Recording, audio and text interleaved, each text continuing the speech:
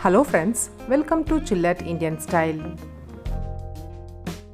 இன்னைக்கு சிம்பிளா டேஸ்டியான முட்டை கிரேவி பண்ண போறோம். இது செய்ய தேவையான பொருட்கள்: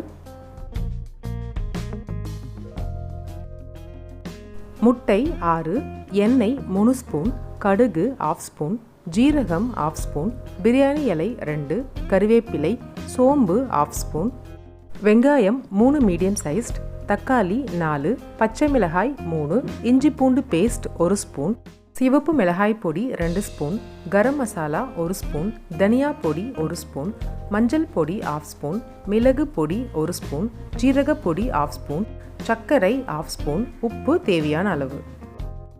முதல்ல முட்டையை வேக வச்சு எடுத்துக்கலாம். ஒரு அகலமான பாத்திரத்தில் தண்ணி சேர்த்து லைட்டாக கொதிக்க விட்டு முட்டையை சேர்த்துக்கோங்க.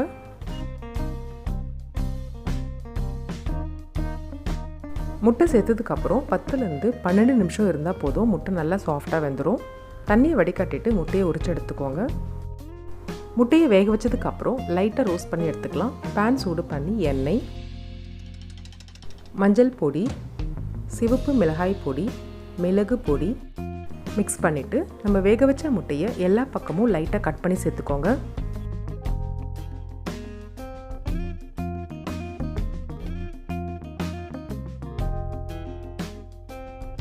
நல்லா ரோஸ்ட் ஆகிடுச்சு. கடாயிலேருந்து வெளியே எடுத்துடலாம்.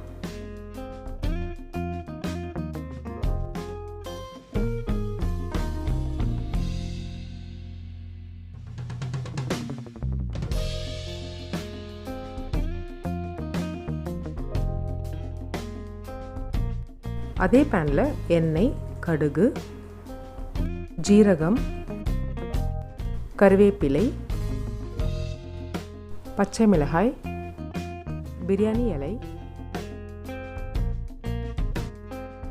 சோம்பு,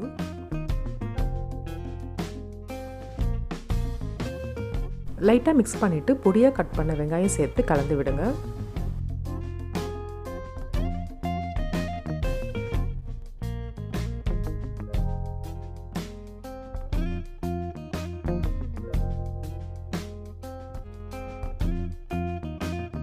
வெங்காயம் நல்லா ரோஸ்ட் ஆனதுக்கப்புறம் இஞ்சி பூண்டு பேஸ்ட்டு சேர்த்து மிக்ஸ் பண்ணி விடுங்க.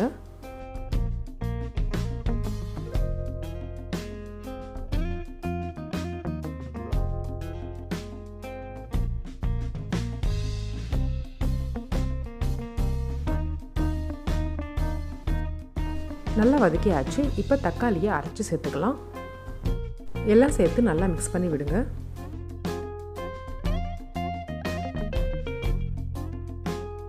இது கூட மஞ்சள் பொடி,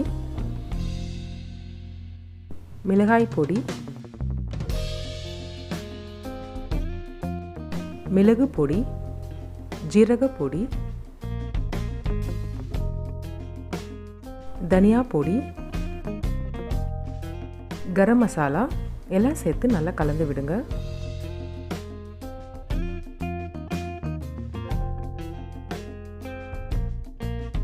இதுக்கு தேவையான அளவு உப்பு சேர்த்துக்கோங்க.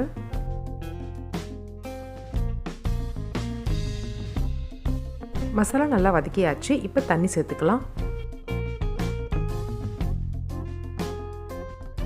மூடி வச்சு 10லேருந்து 15 நிமிஷம் மீடியம் ஃப்ளேமில் கொதிக்க விடுங்க. நல்லா கொதிச்சிருக்கு. மிக்ஸ் பண்ணிவிட்டு 1/2 ஸ்பூன் சர்க்கரை சேர்த்துக்கலாம். மசாலா சூப்பராக ரெடி ஆகிடுச்சு. நம்ம ரோஸ்ட் பண்ண முட்டையை இதோடு சேர்த்து கலந்து விடுங்க.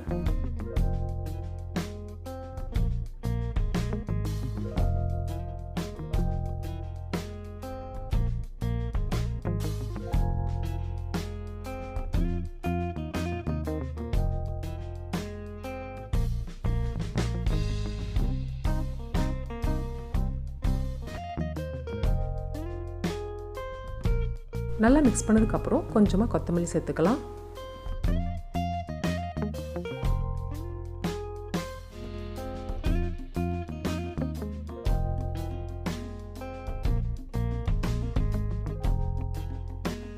அவ்வளோதான், டேஸ்டியான முட்டை கிரேவி ரெடி ஆகிடுச்சு. சூடாக சர்வ் பண்ணுங்கள். இது கூட சப்பாத்தி, ரைஸ் எல்லாமே ரொம்ப நல்லாயிருக்கும்.